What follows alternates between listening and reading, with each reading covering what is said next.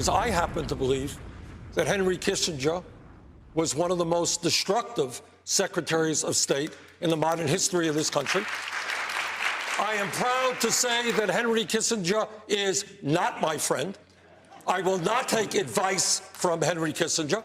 And in fact, Kissinger's actions in Cambodia, when the United States bombed that country, overthrew Prince Sihanouk, created the instability for Pol Pot and the Khmer Rouge to come in, who then butchered some 3 million innocent people, one of the worst genocides in the history of the world.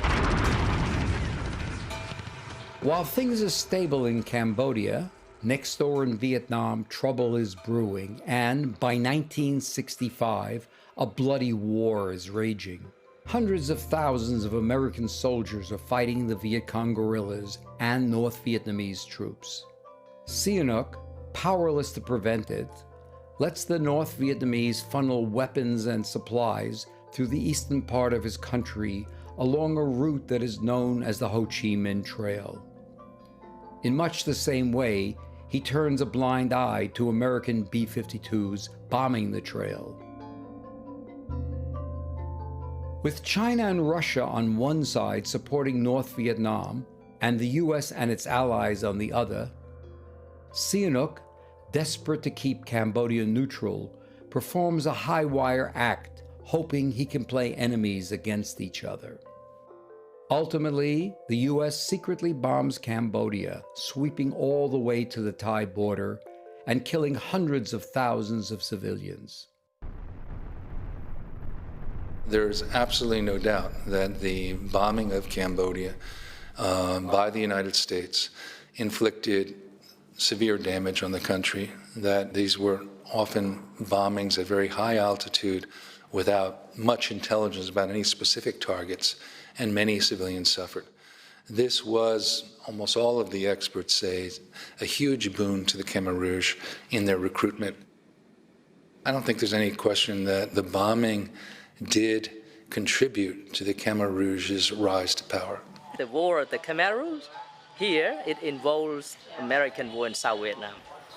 So it was a result of the war. Yes, yes. And so you Americans, you must know what happened already. Well, we had a secret war in Laos and Cambodia. Oh, right? yes, yes. And also they bomb in just, under the President Nixon's and the Foreign Minister Henry Kissinger, they bomb in the country and also along the Ho Chi Minh Trail, 2.7 million tons of the B-52. Cambodia, in the early 1970s, figured very prominently in U.S. politics, although we forget about that. The Kent State Massacre, for example, had to do with protests against not the war in Vietnam, but the U.S. incursion into Cambodia. The first articles of impeachment drawn against Richard Nixon had to do with the secret bombing of Cambodia, not with Watergate.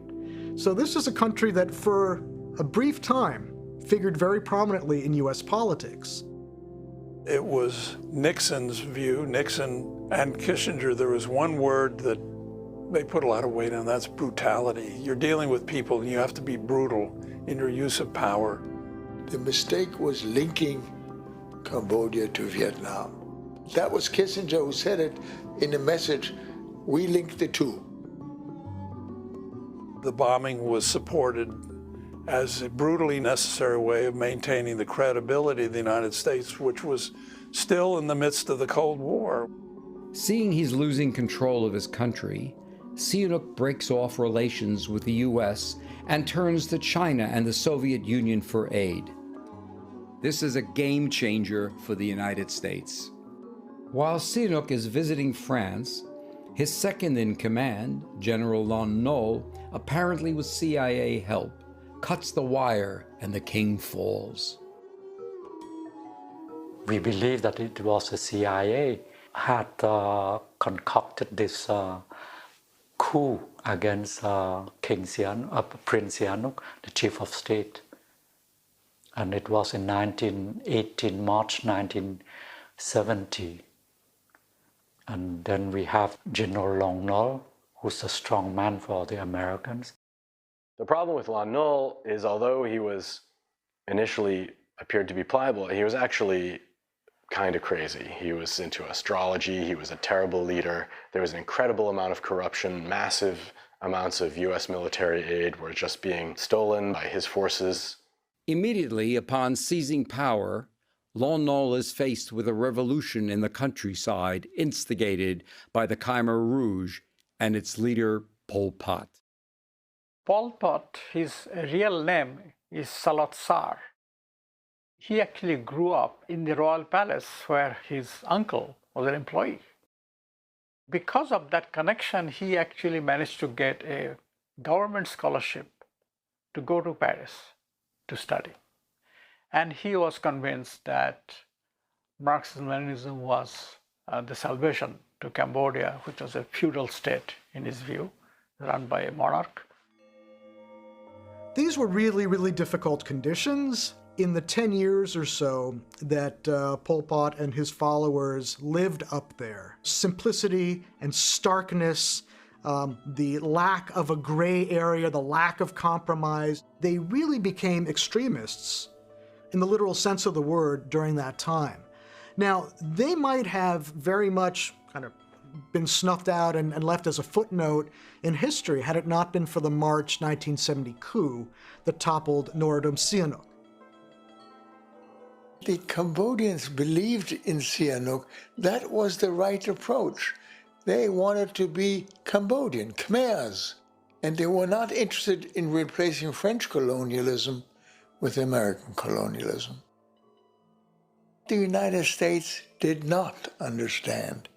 We still thought that what we have to offer is democracy, is something good for them, but you have to have the other side agreeing. They saw it completely differently. The key development is when Prince Norodom Sihanouk was overthrown in a right-wing coup in 1970, and then essentially switched sides and started supporting the Khmer Rouge. Sihanouk watches from his exile in China and thinks he sees his chance to return to power. In a pivotal move, he goes on the radio and calls upon all Cambodians to join the very guerrillas he was once fighting, the Khmer Rouge. This will change the destiny of Cambodia. On April 17, 1975, the Khmer Rouge enter Phnom Penh to cheering crowds. The civil war is over and peace has finally come, they think. And that is really the point at which the Khmer Rouge becomes a serious political force. And I think Sihanouk's involvement and his backing of that movement led to tens of thousands of people in the countryside where he was revered as a god king to join and oppose the government in Phnom Penh. គឺមានហេតុផលពីរយ៉ាង There were two reasons for me to join. ទីមួយគឺខ្ញុំស្រឡាញ់សម្ដេចព្រះនរោត្តមសីហនុ ហើយខ្ញុំជំទាស់ដាច់ខាតនឹងការធ្វើរដ្ឋប្រហារតាមរបៀបដែលលន់នល់បានធ្វើនៅទីក្រុងភ្នំពេញឯទីពីរខ្ញុំបានឃើញផ្ទាល់នឹងភ្នែកជាមួយនឹងការឈ្លានពាននិងទម្លាក់គ្រាប់បែកដោយកងទ័ពអាមេរិកនិងកងទ័ពវៀតណាមខាងត្បូងចូលក្នុងប្រទេសរបស់ខ្ញុំដូច្នេះចំណុចទី2នេះជាចំណុចសំខាន់ណាស់សម្រាប់ខ្ញុំប្រទេសរបស់ខ្ញុំមិនត្រូវឲ្យនរណាឈ្លានពាននោះទេ The Khmer Rouge won the war and everybody thought that well the war is finished. So we were happy, no more fighting. But well it turned to be worst case scenario. When I had to leave, as I left, I took the flag of the ambassador. I didn't want people to desecrate the American flag. I was weeping, leaving the country behind without any kind of controlled solution. We had given the impression that we were going to go and help them and not walk out. And there, after all these promises we had made, we just walked out.